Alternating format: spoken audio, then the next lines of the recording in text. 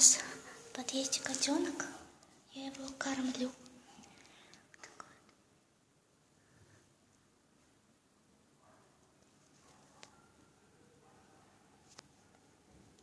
Он не хочет пока